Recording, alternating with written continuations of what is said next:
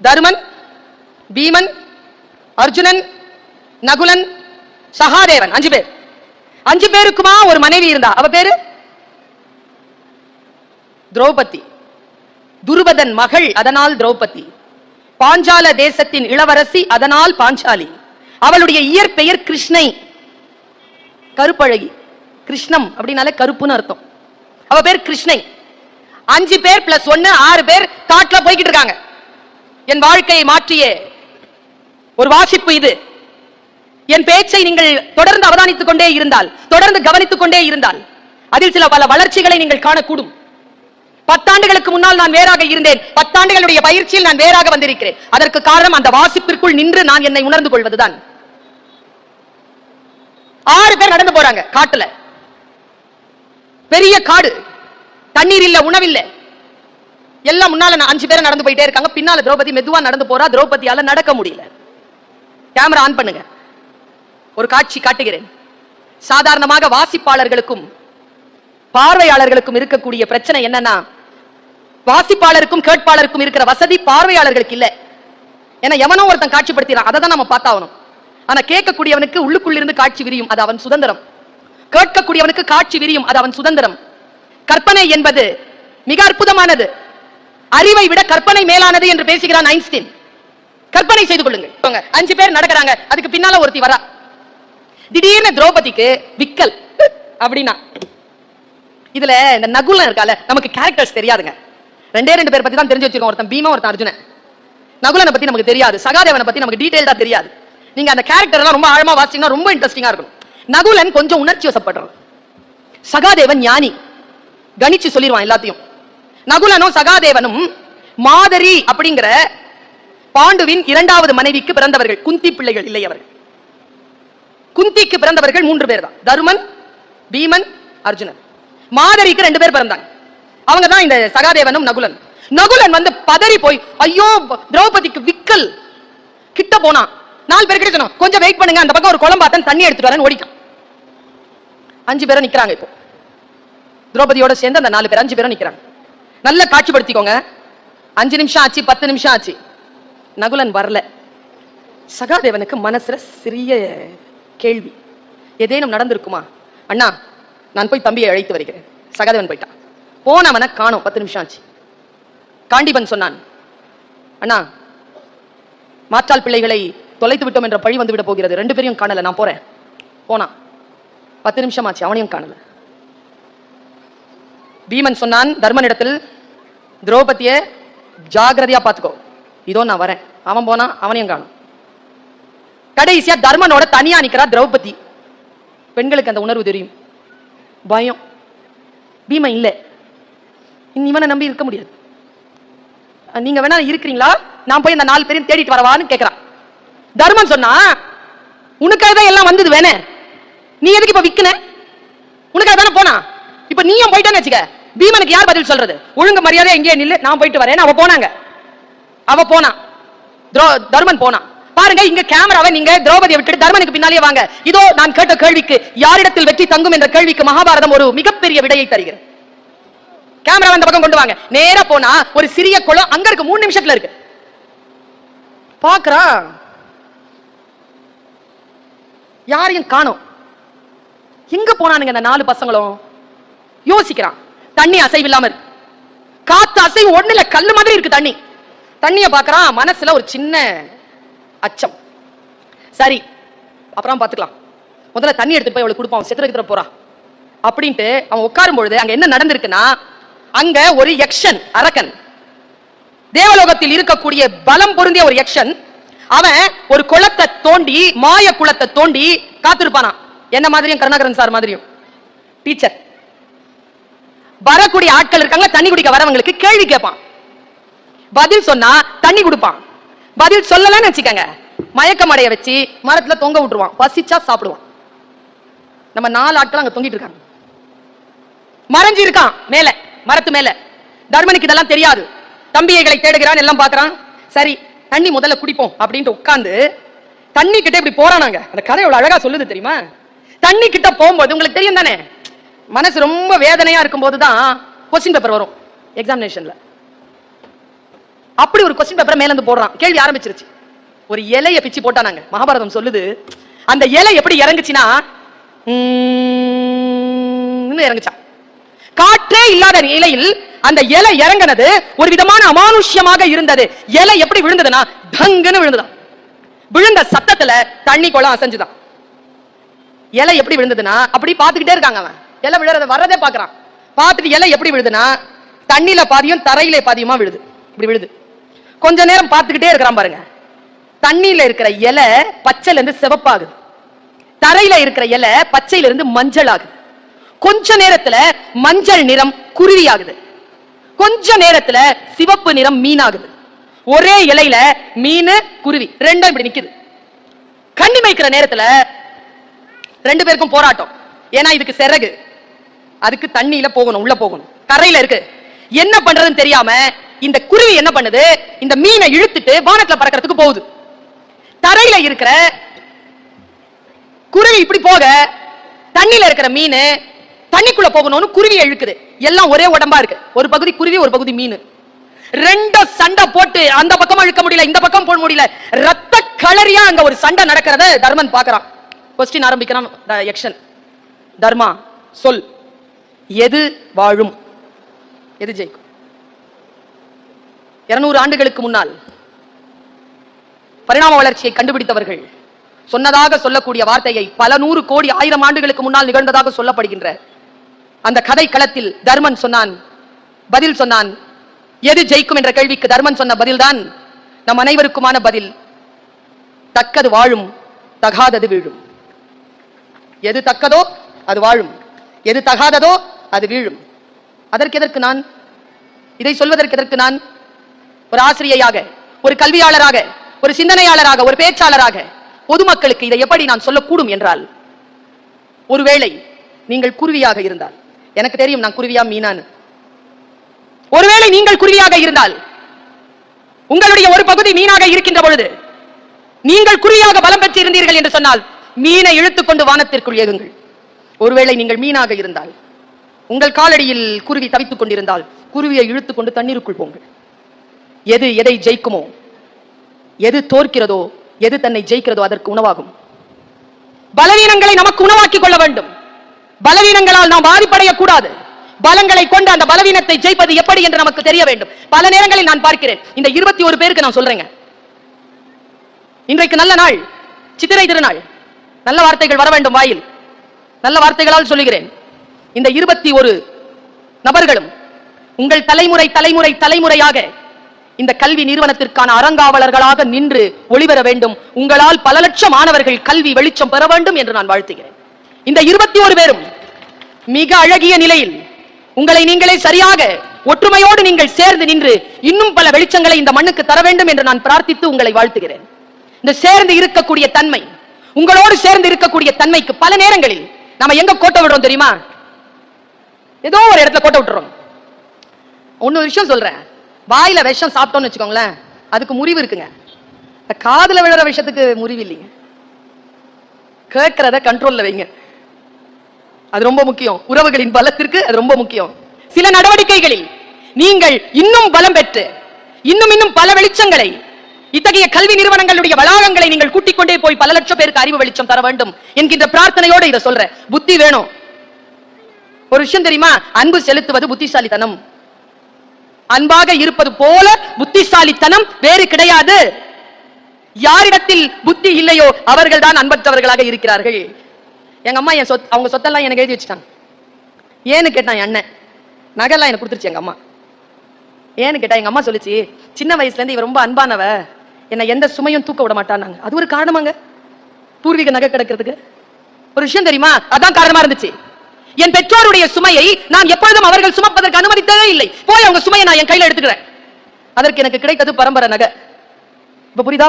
அன்பாக இருப்பது புத்திசாலித்தனம். நகை கிடைக்கும், ஆசீர்வாதம் கிடைக்குங்க. அதை விட என்னங்க பெரிய நகை? அன்பாக இருத்தல், ஒருவர் சுமையை இன்னொருவர் தூக்கிக் கொள்ளுதல், மற்றவர்கள் சுமை தூக்க விடாதபடிக்கு வந்து தாங்கிக் கொள்ளுதல், இதுதானே இன்றைய அவசிய தேவை. அப்படி நில்லுங்கள் நீங்கள் 21 பேரும். இந்த 21 ட்ரஸ்டியும் அப்படி இருங்க. ஒருவரை ஒருவர் தாங்கிக் கொள்ளுங்கள், ஆனால் புத்தியோடு இருங்கள். புத்தியோடு இருக்கிறது நான் என்னன்னு சொல்லி கொடுத்துட்டு போறேன். கொஞ்சம் வில்லங்கமா இருக்கும், ஆனா நுட்பமானதுங்க. வாழ்க்கை இனிப்பானது மட்டும் இல்லை, வாழ்க்கையில் சில பல விஷயங்கள் முட்கள் வந்து சேர்கிறது. அதற்கூடாகத்தானே அன்பாக இருக்க வேண்டி இருக்கிறது. வெறும் அன்பாகவே இனிப்பாகவே இருந்து விட முடியுமா? முட்களோடு சேர்ந்துதானே அன்பாக இருக்க வேண்டி இருக்கிறது. நான் சொல்றேன் பாருங்க, இந்த விஷயத்தை சொல்லிட்டு நான் போறேன். மிக நுட்பமான விஷயம் இது. எனக்கு என்ன வேதனைனா, இந்த நூண்டு மேடைக்கு 4 கூலர் வச்சிருக்கிறோம். எவ்வளவு வெக்கையில இருக்கிறீங்களோ இறங்கினாதான் தெரியும். அதனால் நான் ஒரு 5 நிமிடத்திற்குள் என் பேச்சை நிறைவு செய்கிறேன். சமீபத்தில் ஒரு விஷயம் வாசித்துட்டு இருந்தாங்க. என் மனசை ரொம்ப பக்குவப்படுத்தின ஒரு விஷயம். கல்விக்கூடம் என்பதனால், அதன் திறப்பு விழா என்பதனால் மிக கவனத்தோடு நீங்கள் பேச்சை கேட்டுக் கொண்டிருக்கிறீர்கள். கேளிக்கைகள் எதுவும் இல்லை. சிந்தனையால் பேசப்படுகின்ற விஷயங்களையே முழுமையாக கேட்கக்கூடிய மன ஆர்வத்தோடு உட்கார்ந்திருப்பதனால் சொல்கிறேன். ஒருவேளை நீங்கள் உறங்குவதற்கு முன் நான் சொன்ன இந்த மகாபாரத கதையையும் இப்பொழுது நான் சொல்ல போகின்ற பஞ்சதந்திர கதையையும் நினைத்துக் கொள்ளுங்கள். எவ்வளவு பெரிய ஆளாவும் இருக்கலாங்க. உண்பது நாழி, உடுப்பது 2, உறைவிடம் என்பது 1, அவ்வளவுதான். அதை மீறி ஒன்னும் இல்லை. இது தெரிஞ்சவங்க தான். I am not a scientific person. நான் சயின்ஸ் கிடையாது, நான் ஆர்ட்ஸ். சயின்டிபிக் பர்சன் நிறைய பேர் ரிசல்ட் ஓரியன்டட். ரிசல்ட்ல தான் இந்த இன்ஜினியர்ஸ், டாக்டர்ஸ், சயின்ஸ் ஆட்களுக்கெல்லாம் they are much result oriented. But என்ன மாதிரி ஆர்ட் ஆட்கள்லாம் process oriented. we enjoy the process. கடிதம் எழுதுறதுல தாங்க ஜாலியா இருக்கும். போஸ்ட் பண்றத பத்தி எல்லாம் யோசிக்கவே மாட்டோம். எழுதுறது தான் ஜாலி. நான் தான் ஒரு ப்ராசஸ்ல இருக்கிற ஒரு மனநிலையில் இருக்கிறேன். அந்த மனநிலையோடு உங்களுக்கு சொல்லுகிறேன், ஒருவேளை உங்கள் மனதிலே ஒரு தீபம் எரியலாம். நான் ஏற்றி வைக்கக்கூடிய இந்த தீபம் ஒருவேளை நிர்வாகத்தில் ஏதேனும் ஒரு சிக்கல் வந்துவிடக்கூடும், ஒரு விஷயம் அழிந்துவிடக்கூடும் என்கின்ற நிலையில் நான் சொல்லக்கூடிய இந்த சிறிய வார்த்தை இந்த கட்டடத்தை மறுபடியும் அணைத்து காப்பாற்றி விடலாம். ரொம்ப நுட்பமான ஒரு கதை. புரிஞ்சா புரிஞ்சுக்கோங்க, புரிந்து கொள்ள வேண்டும் என்பது என்னுடைய பிரார்த்தனை. 2 பேரும் தாங்க ஒரு காட்டுல. பஞ்சதந்திர கதைகள் என்பது வெறும் கதைகள் அல்ல. You can apply applied physics, applied psychology, applied mathematics மாதிரி applied literature. You can apply for your life. இப்படிதான் நான் பார்க்கிறேன். என் மகன் சிறிய வயதுங்க, அவன் சொல்றாங்க என்கிட்ட, எவ்வளவு பெரிய வார்த்தை சொல்லிட்டான் தெரியுமா? நான் சொன்னேன், treat me like your friend, உன் பிரச்சனை எல்லாம் என்கிட்ட சொல்லுன உடனே அவன் சொல்றான், நான் ஏன் உன்னை ஃப்ரெண்டா ட்ரீட் பண்ணணும்? எனக்கு 1000 பேர் இருக்காங்க ஃப்ரெண்ட்ஸ், நீ எனக்கு அம்மா, எனக்கு ஒரே அம்மா தான், நான் உன் அம்மா மாதிரி தான் ட்ரீட் பண்ணுவேன். அப்படி சொல்லிட்டு சொல்றான், எங்க அப்பாட்ட உங்க அப்பாவை தேடாத, அது உனக்கு ஹஸ்பண்ட், அவ்வளவுதான் அப்படிங்கிறான். இவ்வளவு பெரிய வார்த்தை இல்ல? அந்த பிளேவரோட இருக்கிறது. உங்க கையை காலா நினைச்சுக்கிறேன்னா காலை என்னவா நினைப்ப? அதவா நினைக்கிறோங்க. அந்த நேர்மை நம்ம இடத்தில் இருந்தால் எந்த உறவும் பாதிக்கப்படாது. அந்த நேர்மைக்காகத்தான் இதை சொல்கிறேன். 2 பேரும் தாங்க, ஒன்னு பூனை, ஒன்னு எலி. இந்த 2 பேருக்கும் ஃப்ரெண்ட்ஷிப் இருக்குமா? எனக்கு தெரிஞ்சு இந்த 21 பேர்ல அந்த மாதிரிலாம் இருப்பீங்க. அப்படிதான் இருக்கும், அப்படிதான் வாய்க்கும். எல்லாம் பூனை கூட்டமா, எல்லாம் சிங்க கூட்டமா மாறாது. ஒன்னு குதிரையா இருக்கும், ஒன்னு முதலையா இருக்கும், ஒன்னு யானையா இருக்கும், ஒன்னு பிடரி சிங்கமா இருக்கும், ஒன்னு புலியா இருக்கும். அப்பதானே காட்டை ராஜ்யம் பண்ண முடியும். இந்த 2 பேரும் ஃப்ரெண்ட் ஆயிட்டாங்க. ஒரு எலி, ஒரு பூனை. 2 பேருக்கு என்ன அக்ரிமெண்ட்? நான் இங்க பாரு, நீயும் நானும் வாழ்க்கை முழுக்க ஃப்ரெண்ட்ஸ், ஓகே. ஒண்ணு, நான் உன்னை சாப்பிட மாட்டேன், இது சத்தியம், ஓகே. எனக்கு ஏதாவது ஆபத்துனா நீ காப்பாத்தணும், ஓகே. 2 பேரும் சுத்துது, சுத்தி வருது, ஜாலியா இருக்குது. ஒரு நாள் எலி பூனைய காணோம். பூனை காலையில இருந்து காணோம். எலி தேடி தேடி மத்தியானம் வரைக்கும் கழிச்சு வெயில்ல பொந்துக்கு வந்துருச்சு. வந்து உட்காந்துட்டே இருக்கு. எலி குட்டி இருக்குல்ல, அந்த எலி குட்டி கேட்டுச்சான், ஏமா ரொம்ப வருத்தமா இருக்கிற? இல்லடா, பூனை மாமாவை காணோம்டா காலையில இருந்து. எங்கம்மா போனாரு? தெரியலடா. போய் தேடினியாமா? காலையில இருந்து தேடலடா. இன்னும் கொஞ்சம் தூரம் இருக்கு தேடுறது, நான் போனோம். நானும் வரேம்மா, நானும் தேடுறேம்மா. சரி வா. 2 பேரும் போய் தேடுறாங்க. சாயந்தரம் 5 மணிக்கு அந்த காட்டினுடைய எல்லையில ஒரு வேடன் வலை விரிச்சு அந்த வலையில இந்த பூனை சிக்கிட்டு இருக்கு. எலி பாத்துருச்சு, பூனை எலிய பாத்துருச்சு. எப்பா சாமி வந்தியா? காலை 5 மணிக்கு பிடிச்சாண்டா, சோறு தண்ணி குடுக்கல, இழுத்துட்டு போறாங்க, எனக்கு கொஞ்சம் காப்பாத்துனுச்சு. நேரா ஓடி வந்துச்சு. எலி வந்து கடிக்க ஆரம்பிச்சது வலைய. பக்கத்துல இந்த குட்டி எலியில அம்மாவை பார்த்துட்டு அதுவும் வேகமா கடிக்க ஆரம்பிக்கும் போது அந்த அம்மா எலி குட்டி எலிய கண்ணு காட்டுச்சு. நீ ஒன்னும் செய்ய வேண்டாம், இதுவும் ஒன்னும் செய்யலைங்க, இப்படிதான் செய்யும். அது துடிக்குது உள்ள கடந்து. மெதுவா அம்மா எலிய பாத்துக்கிட்டே குட்டி எலி ஒன்னும் செய்யல, சும்மா உட்காந்துட்டு இருக்கு. இவ்வளவு தூரம் தாங்க, அரை மணி நேரம் ஆச்சு. இவ்வளவுதான் வெட்டுச்சு, வெளியே வர முடியாது. சீக்கிரம் பண்ண, என்ன ஆச்சு சீக்கிரம் பண்ண உள்ள பூனை. எலி மெதுவா, திடீர்னு ஒரு சத்தங்க, வேடன் வரான். அவனுடைய காலடியால் அந்த மண் அதிர்கிறது. அவன் கிட்ட வராங்க. அவன் கிட்ட வரதுக்கும் இந்த எலி என்ன பண்ணிச்சு, சரேல்னு ஒரே கடியை கடிச்சு விட்டது பாருங்க. பூனை வெளியில ஓடிச்சு. டைமிங் எப்படி தெரியுமா வந்தது? வேடன் வருவதற்கும் எலி ஓடுவதற்கும் குட்டி எலியை வச்சுக்கிட்டு பூனை ஓடுறதுக்கும் குட்டி எலியை வச்சுக்கிட்டு தாய் எலி போய் பொந்துக்குள்ள அடைகிறதுக்கும் டைமிங் சரியா இருந்துச்சு. அப்போ இந்த குட்டி எலி கேட்டுச்சான், 1 மணி நேரமா ஏமா மெதுவா கட்சிருந்த, இது ஏற்கனவே அறுத்து விட்டுருக்கலாம்ல. அப்போ தாய் எலி சொல்லிச்சான், இங்க பாரு, எலி மாமாவுக்கும் எனக்கும் தான் அக்ரிமெண்ட், உனக்கும் பூனை மாமாவுக்கும் இல்ல. எனக்கும் பூனை மாமாவுக்கும் தான் அக்ரிமெண்ட், உனக்கும் அவனுக்கும் இல்ல.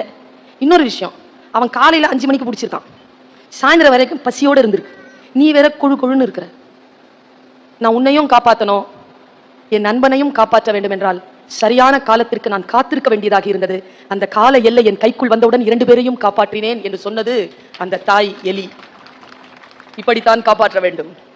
சில பேருக்கு சோறு போதுமானதாக இருக்கும், தட்டிலே நம்மை போடக்கூடாது. சில பேருக்கு நாம் தேவைப்படும், வெறும் சோறு போதாது. எப்படி உறவுகளை காப்பாற்ற வேண்டுமோ அந்த அளவிற்கு நிர்வாகத்தில் இருக்கக்கூடியவர்கள் அன்போடும் அனுசரணையோடும் புத்தியோடும் சேர்ந்து இதை காப்பாற்ற வேண்டும். ஏனென்றால் இந்த கல்வி கட்டடத்தை நம்பி ஒரு தலைமுறை காத்திருக்கிறது. அந்த தலைமுறைக்கான வாழ்க்கையை, வெளிச்சத்தை, அவர்களுக்கான ஒரு மேம்பாட்டை, எதிர்காலத்தை தரக்கூடிய வாய்ப்பை வல்ல இறைவன் உங்களுக்கு தந்திருக்கிறான். வெளியிலிருந்து உள்ள சில விஷயங்கள் போனா உள்ளிருந்து சில விஷயங்கள் வெளியில வரும். உதாரணத்திற்கு தண்ணி பஞ்சம். இப்போ தமிழகத்துல மோட்டர் போடுறோம்ல, மோட்டர் போடும்போது தண்ணி ஏறலன்னா என்ன பண்றாங்க வீட்டுல? விவசாயி என்ன பண்றான்? ஒரு சொம்புல தண்ணி எடுத்துட்டு போய் அந்த மோட்டரை திறந்து உள்ள போடுறானா, போட்டு பிரஷர் கொடுக்கறானா, ஆன் பண்றானா, பிரஷர் வந்த உடனே கையை எடுத்த உடனே முதல்ல குபு குபுன்னு தண்ணி வருது. எந்த தண்ணி வரும்? ஃபர்ஸ்ட் எந்த தண்ணி வரும்? சொம்புல ஊத்துன தண்ணி வரும். அப்புறமா எந்த தண்ணி வரும்? உள்ள இருந்து தண்ணி வரும்ல, ஊத்து தண்ணி வரும்ல. அப்படி நாம போடுற சொம்பு தண்ணி தான் இந்த கல்வி. இந்த கல்வி கட்டடத்தில் நம் குழந்தைகளுக்கு கிடைக்க போவது அந்த சொம்பு தண்ணி தான். அது என்ன செய்யும்? நமக்குள், நம் குழந்தைகளுக்குள் ஊறிக்கொண்டிருக்கக்கூடிய அறிவை அது வெளியில் கொண்டு வரும். அதற்கான முயற்சிகள், அதற்கான கருவிகளை கொண்டு ஆரம்பிக்கப்பட்டிருக்கிறது இந்த கல்வி நிறுவனம். தொட்டனைத்து ஊறும் மணற்கேணி மாந்தர்க்கு கட்டணைத்து ஊறும் அறிவு. நான் பாருங்க வள்ளுவன், கற்க கற்க அறிவு பெருகும், உள்ளிருந்து ஞானம் வெளிப்படும் என்ற அந்த திருக்குறள், அதை நாம் இன்றைய நாளில் நினைவுபடுத்திக் கொள்ள வேண்டும் என்று நினைக்கிறேன். புறநானூற்றில ஒரு பாட்டு உண்டு. எனக்கு தெரிஞ்சு கல்விக்கு இவ்வளவு சிறப்பான ஒரு பாட்டை பெற்றவர்களுக்காக எவரும் எழுதிவிட முடியாது. அவ்வை பாட்டி சொல்லுகிறார், உற்றுழி உதவியும் உருவருள் கொடுத்தும் பிற்றை நிலை முனியாது கற்கை நன்றே. யார் நமக்கு கல்வி தருகிறார்களோ அவர்கள் துன்புறுகின்ற பொழுது அவர்களுக்கு உதவி செய்து, நாம் சம்பாதித்த சம்பாத்தியத்தை எல்லாம் அவர்களுக்கு தந்து, இதனால் என்ன பலன் எனக்கு கிடைக்க போகிறது என்கின்ற எந்த கோபமும் இல்லாமல் கற்பது மிக சிறப்பானது என்று பேசுகிறது அந்த புறநானூறு பாட்டு. யோசித்து பார்த்தால் வளம் மிகுந்த ஒரு செல்வ செழிப்புடைய சிந்தனைகளுடன் கூடிய ஒரு மண் தமிழ் மண். இந்த தமிழ் மண்ணிலே நாம் நம் குழந்தைகளுக்கான அறிவை பெருக்கெடுப்பதற்காக சில முயற்சிகளை செய்து கொண்டிருக்கிறோம். அந்த முயற்சிகளினுடைய வெளிப்பாடாக நிச்சயமாக நம் குழந்தைகளுக்கு ஒரு நல்ல எதிர்காலத்துடன் கூடிய ஒரு அமைப்பு இந்த சமூகத்தில் உருவாக கூடும் என்கின்ற நம்பிக்கை இன்றைக்கு உங்களுடைய வரவினால் ஊர்ஜிதப்படுத்தப்பட்டிருக்கிறது. நான் யோசித்து பார்க்கிறேன், எப்படி நம்முடைய வாழ்க்கையை நாம் புரிந்து கொள்வது? இவ்வளவு பெரிய காம்படிஷனான ஒரு உலகம். சீனிவாசன் சார் ஒரு வார்த்தை சொன்னார், உங்களுக்கு அது தெரியாது. ஏன்னா அந்த கம்ப்யூட்டர் லேப், சரியா சொல்றேனா, கம்ப்யூட்டர் லேப் திறந்தோம், உள்ள போய் நிக்கிறாங்க. இந்த பிங்க் சொக்கா போட்டிருக்காருல்ல வெங்கடாச்சலம் சார், வெங்கடாச்சலம் சார் முன்னால நிக்கிறார். ஆடிட்டரா சார்? நீங்க தான் காலேஜ் தலைவரா? அவர் நிக்கிறார். இந்த பெரியவர்ல சீனிவாசன் சார். எங்க போனாலுங்க தனலட்சுமி சீனிவாசன் கல்வி குழுமத்திற்கு தமிழகத்தில் மிக முக்கியமான இடம் உண்டு. மிக முக்கியமான ஒரு கல்வி நிறுவன குழுமம் அது. நான் பல நேரங்களில் அங்கே போயிருக்கிறேன். அவர் நிக்கிறாருங்க, அவர் கண்ணெல்லாம் தண்ணி பனிச்சிருக்கு. ஏதோ ஒரு அசிரியரி மாதிரி ஒரு வார்த்தையை சொல்றார். இவ்வளவு பெரிய மனசோட எவனும் இப்ப காலேஜ் கட்டுறதில்ல சொன்னாருங்க. அத்தனை கல்லூரிகளையும் கட்டியவர் பார்த்து சொல்றார், இந்த படிக்கட்டே எவ்வளவு விசாலமா இருக்கு, காரிடார் எவ்வளவு விசாலமா இருக்கு, வகுப்பறைகள் எவ்வளவு விசாலமா இருக்கு, இவ்வளவு விசாலமா கட்டி இருக்கீங்களே. ஃபர்ஸ்ட் அவர் பாராட்டினார். பாராட்டிட்டு சொன்னார், இந்த ஆர்ட்ஸ் அண்ட் சயின்ஸ் காலேஜ பக்கத்துல மறுபடியும் கட்டிக்கோங்க, இந்த கட்டடம் இருக்குல்ல அது அப்படியே மெடிக்கல் காலேஜா மாத்திருங்க. அவர் சொன்னாரா? இவர் என்ன சொல்லி இருக்கணும்? நம்ம தலைவர் என்ன சொல்லி இருக்கணும்? சரி சார்னு சொல்லணும்ல. இல்ல சார் காசு இல்லைன்னு சொன்னாருங்க. இல்ல சார் பணம் இல்லைன்னு. அதுக்கு தலைவர் சொன்ன பதில் என்ன? அதாங்க மேன்மக்கள், மேன்மக்கள் தான். அவர் சொன்னார், இந்த கட்டடத்தை மருத்துவக் கல்லூரியா மாத்துறதுக்கு பணம் வேணாம், மனசு இருந்தா போதும், முதல்ல நினைங்க அப்படின்னாரு. நான் யோசிச்சு பாக்குறேங்க, இன்றிலிருந்து 2 ஆண்டுகளுக்கு முன்னால் பொட்டல் காடாக இருந்த வெளி எப்படி இப்படி கல்வி நிறுவனமாக உயர்ந்து நிற்கிறது? ஒரு விஷயம் சொல்லவா? 2 நாடுகள் சீரழிக்கப்பட்ட 1991ஆம் ஆண்டுக்கு முன்னால். அந்த 2 நாடுகள் அழிந்த பொழுது ஐநா சபையில் கோஃபி அன்னன் தான் தலைவராக உட்கார்ந்திருந்தார். அந்த கோஃபி அன்னன் என்கின்ற அந்த கருப்பின தலைவர் சொன்ன ஒரு வார்த்தையை சொல்லுகிறேன். இந்த உலகத்தில் எந்த எழுச்சியும் எந்த வீழ்ச்சியும், அவர் ஓபன் ஸ்டேட்மெண்ட் கொடுக்கிறார், இந்த உலகத்தில் எந்த எழுச்சியும் எந்த வீழ்ச்சியும் தனி மனிதனின் மனதிலே ஒரு விதையாகத்தான் விழுகிறது. ஒரு தனி மனிதனுடைய மனதிலே விழக்கூடிய விதைதான் இந்த கட்டடம். தனி மனிதனுடைய விதையில் வீரியமாக விழக்கூடிய விதை. பணம் பிரச்சனை கிடையாது, அது வரும் வரும், எங்கிருந்தாவது வந்து சேரும். ஆனால் நம்முடைய ஆழமான டிசைர் இருக்குல்ல, நம்முடைய ஆழமான விருப்பம் இருக்கு இல்லையா, அது நமக்கு முன்னால் ஒரு செயலாக்கம் பெற்று வரும் என்பதுதான் இயற்கை. இந்த இயற்கையினுடைய வெளியில் நான் சொல்றேன், இந்த கல்வி கட்டடம் ஜெயிக்கும், ஜெயிக்கணும். இந்த உலகத்துல யார் ஜெயிப்பா தெரியுமா? யாருக்கு தெரியுமா வெற்றி வசப்படுகிறது? நாம் எல்லோரும் இங்கே இந்த 21 பேர் கொண்ட குடும்பங்களை தவிர நாம் எல்லோரும் வேடிக்கை பார்க்க வந்தவர்கள், இவர்களுக்கு உற்சாகம் அளிக்க வந்தவர்கள், இவர்களுக்கு வாழ்த்து சொல்ல வந்தவர்கள். இந்த 21 பேருக்கும் சேர்த்து சொல்கிறேன், வேடிக்கை பார்த்துக் கொண்டிருக்கக்கூடிய அவர்களை உற்சாகப்படுத்த வந்த எல்லோருக்கும் எனக்குமாக சேர்த்து சொல்லுகிறேன், யாருக்கு வெற்றி அடையக்கூடிய தகுதி இருக்கிறது? யார் வெற்றி பெறுகிறார்கள்? சிம்பிளா சொல்றேங்க, நம்முடைய இலக்கியங்களில் தமிழுக்கு வந்து சேர்ந்த இலக்கியங்கள் மிக அதிகம், தமிழிலே பிறந்த இலக்கியங்கள் மிக அதிகம். அதே போல வந்து சேர்ந்த இலக்கியங்களும் அதிகம். அதில் ஒன்று மகாபாரதம். மகாபாரதம் மகாபாரதத்துல ஒரு ஒரு கிளைக்கதையை நான் வாசிச்சேங்க. எனக்கு அது நடந்ததா நடக்கலையான்னு எப்பவுமே நான் யோசிக்கிறதே இல்லை. எப்பொருள் யார் யார் வாய் கேட்பினும் அப்பொருள் மெய்ப்பொருள் காண்பது அறிவு. யார் சொன்னான்றதெல்லாம் இல்ல, என்ன சொல்லியிருக்காங்கிறதான். எப்பொருள் எத்தன்மை தாயினும் அது எந்த மாதிரியா இருக்கட்டும், அப்பொருள் மெய்ப்பொருள் காண்பது அறிவு. அதுக்குள்ள ஒரு மெய்ப்பொருள் இருக்கு, அதை தெரிஞ்சுக்கிறதுக்காக சொல்றேன். யாருக்கு வெற்றி வரும், யார் தோற்பார்கள், கால கணக்கில் கால கண்ணாடியில் இந்த வெற்றி தோல்வி என்பது யாருக்கானது? இதை விட பிரமாதமா வேற எந்த உதாரணத்தோடும் விளக்கிட முடியாதுங்க. நீங்க உங்கள் மனதறைகளில் உங்களை முன்னிறுத்திக் கொண்டு இதை புரிந்து கொள்ளுங்கள். நான் கூட்டத்திற்கு பேசுபவள் இல்லை, தனி மனிதருக்கு பேசக்கூடியவள். என் சிந்தனை என்பது தனி மனிதர்களுக்கானது. பொது சிந்தனையோடு நான் பேசுவதில்லை, தனி மனித சிந்தனையோடு பேசுகிறேன். இண்டிவிஜுவலா இந்த விஷயத்துக்குள்ள நீங்க வாங்க. மகாபாரதம் எத்தனையோ விஷயங்களை சொல்லுது, அதற்குள்ள ஒரு குட்டியான ஒரு விளக்கம்ங்க. எனக்கு எப்பொழுதுமே நம்முடைய சிந்தனையை மாற்றக்கூடிய சொல்லின் மீது கவனம் உண்டு. எனக்கு நாராயணசாமி ஒரு பிளேஸ்மெண்ட் ஆபீசர் தானே, அவருடைய மனதில் எப்பொழுது எந்த வினாடியில் இந்த விதை விழுந்தது? 21 பேரும் அப்படியே இழுக்கப்பட்டார்கள். எப்படி? 250 நாள்ல முதல்ல பிங்க் சொக்கா போட்டுட்டு அப்புறமா எல்லோ சொக்கா போட்டுட்டு இருக்கிறாரு அவரு. 250 நாள்ல கட்டடத்தை எழுப்பினாராம். எப்படி சாத்தியம்? குவாலிட்டியா இருக்குங்க பில்டிங், அவ்வளவு குவாலிட்டியா இருக்கு. எப்படி சாத்தியம்? அந்த மனதில் விழக்கூடிய அந்த புள்ளி என்பது என்ன? நமக்குள் அது விழுந்திருக்கிறதா? அல்லது விழுந்த விதையை விருட்சமாக எப்படி நீங்கள் உருவாக்க போகிறீர்கள்? பல நேரங்களில் விதைகள் வழிகளில் விழுந்து விடுகின்றன, பட்சிகள் பட்சித்து போடுகின்றன, மண் ஆழம் இல்லாத பாறையில் விழுந்து போகிறது, அதனால் வளர்ந்தாலும் வெயில் பட்டு கருகுகிறது. சில விதைகள் முள்ளிலே விழுகின்றன, சில விதைகள் தான் நல்ல நிலங்களில் விழுந்து 30 60 100 போகம் அளிக்கின்றன என்று பேசுகிறது பைபிள். விதைகள் சரியான இடத்தில் விழ வேண்டும். இதோ நான் ஒரு விதையை தூவுகிறேன். ஒருவேளை என் பேச்சை கேட்டுக் கொண்டிருக்கக்கூடிய யாரோ ஒருவர் இன்னும் சரியாக 1.5 ஆண்டுகளுக்குள் வேறு ஏதோ ஒரு சூழ்நிலையில் வேறு ஏதோ மிகப்பெரிய ஒரு விஷயத்தை சாதித்து விடக்கூடும். காலத்தின் எல்லையை கருதி நான் சொல்லுகிறேன். காட்சி இதுதான். காட்சி நமக்கு முன்னால் வருகின்ற பொழுது சில பாடங்களை தருகிறது. எவன் ஒருவன் அதை மிக கவனப்படுத்திக் கொள்கிறான் வாழ்க்கையில் ஜெயிக்கிறான்.